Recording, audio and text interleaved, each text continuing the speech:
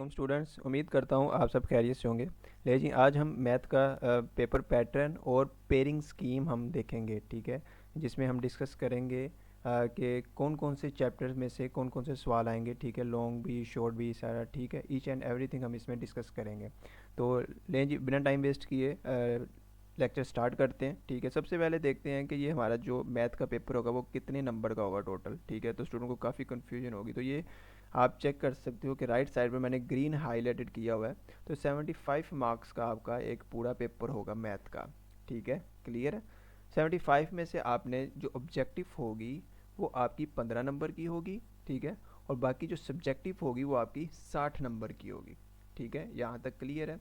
ये आपकी इस तरीके से डिस्ट्रीब्यूशन होगी, ठीक है। ये अभी हम आगे चेक करते हैं कि ऑब्जेक्टिव कौन कौन से चैप्टर में से आ सकती है, ठीक है।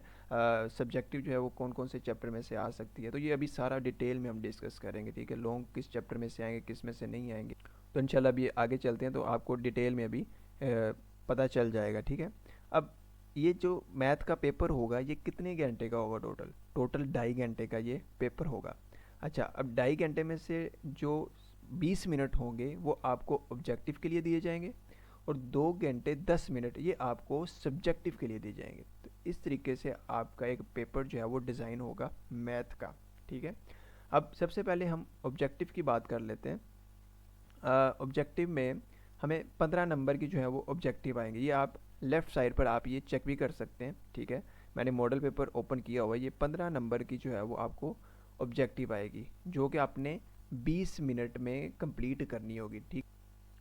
अब एमसीक्यूज जो हैं वो कौन कौन से चैप्टर में से आएंगे ये आप ज़रा चेक करें, रीड करें। 1 MCQs ईच फ्रॉम चैप्टर्स।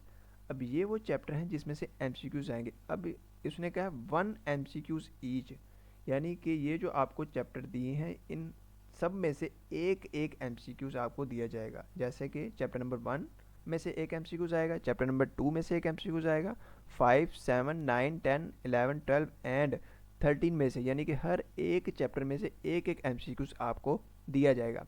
अब आगे क्या कह रहा है, कहता है एंड 2 MCQs, और 2 MCQs देगा फ्रॉम ईच ऑफ चैप्टर्स, यानी कि चैप्टर नंबर 3 में से 2 MCQs आएंगे, चैप्टर नंबर 4 में से 2 MCQs आएंगे और चैप्टर नंबर 6 में से 2 MCQs आपको दिए जाएंगे। तो इस तरीके से आपका 15 मार्क्स का ऑब्जेक्टिव जो है वो कंप्लीट हो जाएगा, ठीक है।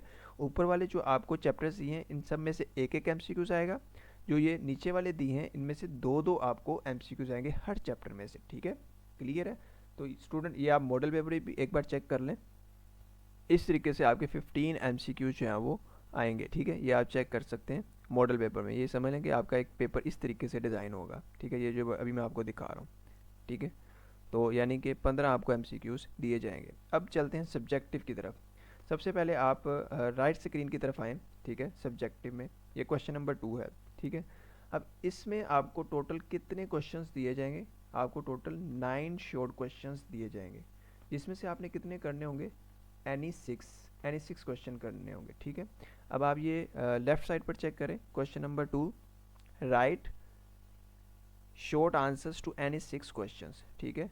यानी कि अब आपको ये टोटल 9 क्वेश्चन दिए हैं, इनमें से आपने सिर्फ 6 सवाल करने हैं, ठीक है। अब ये 6 सवाल या अब ये 9 क्वेश्चंस कौन कौन से चैप्टर में से आएंगे अब वो देख लेते हैं, ठीक है। वो कहता है 2 शॉर्ट क्वेश्चंस, जो 2 सवाल होंगे आपके, will be selected from each of chapter 1, 2, 3 and 4। यानी कि चैप्टर 1 में से 2 सवाल आएंगे, चैप्टर 2 में से 2, चैप्टर 3 में से 2 और चैप्टर 4 में से भी आपको 2 सवाल ही आएंगे, ठीक है। यानी कि इस तरीके से आपका ये सेट बनेगा। और आगे क्या कह रहा है, एंड 1 फ्रॉम चैप्टर 5, और चैप्टर 5 में से भी आपको वो एक सवाल दे देगा। इस तरीके से आपके 9 क्वेश्चन जो हैं वो कंप्लीट हो जाएंगे, ठीक है। तो क्वेश्चन नंबर 2 इस तरीके से आपका कंप्लीट हो जाएगा, ठीक है। अब आगे क्वेश्चन नंबर 3 है, सेम है पैटर्न, यानी कि सेम है, 9 क्वेश्चन आएंगे आपको, ठीक है। उसमें से आपने कितने करने हैं? 6 करने हैं आपने, ठीक है। 6 क्वेश्चन करने हैं आपने। अब इसकी पेयरिंग क्या बनेगी, इसकी पेयरिंग स्कीम क्या होगी? कहता है 3 शॉर्ट क्वेश्चंस, ठीक है, will be selected from each of the chapter 6, 7 and 9।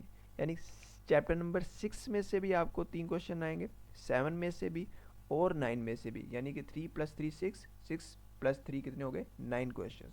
तो 9 क्वेश्चन में से आपने सिर्फ 6 क्वेश्चन आपने कोई से करने होंगे, ठीक है।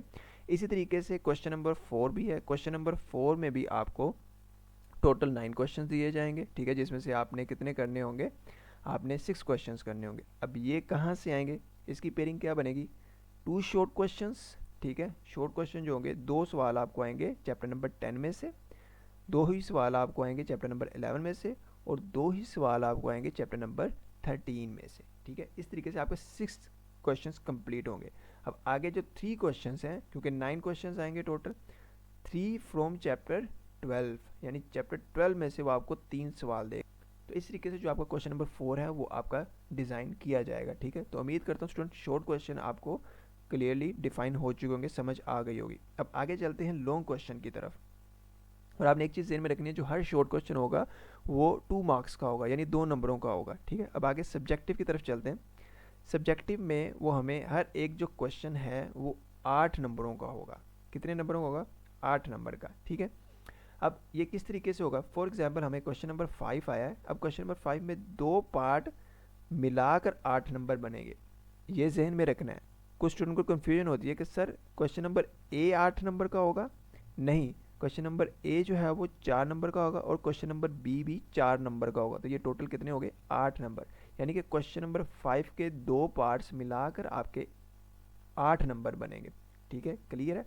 अब आपको क्वेश्चन नंबर 5, 6 और 7, यानी कि यहाँ पर आपको 3 सवाल दिए जाएंगे, ठीक है। क्वेश्चन नंबर 5 एक सवाल हो गया, क्वेश्चन नंबर 6 ये दूसरा सवाल हो गया, क्वेश्चन नंबर 7 ये आपको तीसरा सवाल हो गया। अब इन तीनों सवालों में से आपने कोई से 2 करने हैं, ठीक है। और 2 जब आपने करने हैं और आपने सारे पार्ट करने हैं, यानी दोनों पार्ट आपने अटैम्प्ट करने हैं, या आपने जहन में रखना है। फॉर एग्जाम्पल आप क्वेश्चन नंबर 5 अटैम्प्ट करते हो तो आपको ए और बी दोनों पार्ट करने पड़ेंगे इसके, ये ज़रूरी होता है, ठीक है। इसी तरह क्वेश्चन नंबर 6 करना है तो आप पार्ट ए और पार्ट बी दोनों करोगे, ठीक है। अब क्वेश्चन नंबर 5 में देख लेते हैं कि उसकी पेयरिंग क्या बनेगी। वो कहता है एक लॉन्ग चैप्टर 1 में से आएगा, और जो बी पार्ट होगा वो चैप्टर 2 में से आएगा, ठीक है, क्लियर है।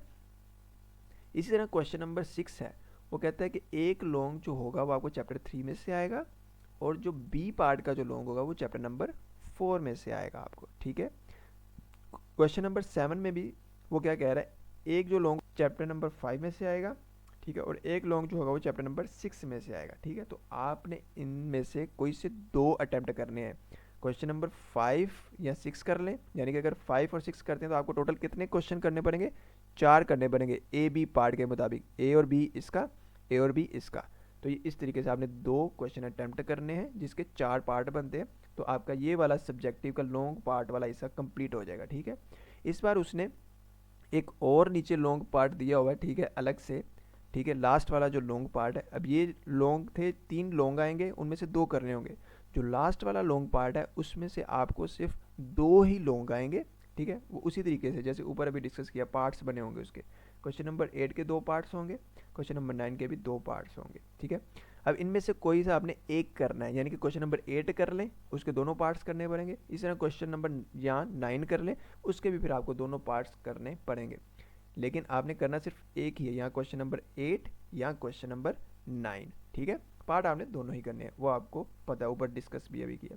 अब क्वेश्चन नंबर 8 में जो ए पार्ट है वो आपका चैप्टर नंबर 7 में से भी आ सकता है और चैप्टर नंबर 10 में से भी आ सकता है, ठीक है, ये आपने ज़हन में रखना है। और जो पार्ट बी होगा वो चैप्टर नंबर 9 में से आपको दिया जाएगा, ठीक है, क्लियर है यहाँ तक। अब आगे क्वेश्चन नंबर 9 में जो आपका ए पार्ट होगा वो चैप्टर नंबर 12 में से होगा, ठीक है, और पार्ट बी जो होगा वो चैप्टर नंबर 11 या चैप्टर नंबर 13, वो इनमें से आपको दे सकता है। तो इस तरीके से आपका स्टूडेंट पेपर जो है वो डिज़ाइन किया जाएगा, जो कि टोटल 75 मार्क्स का आपका पूरा पेपर होगा। तो उम्मीद करता हूँ स्टूडेंट के आपको पेयरिंग स्कीम और पेपर पैटर्न की मैथ की अच्छे से समझ आई होगी, ठीक है। मिलते हैं स्टूडेंट एक नेक्स्ट वीडियो में, तब तक के लिए अल्लाह हाफिज़।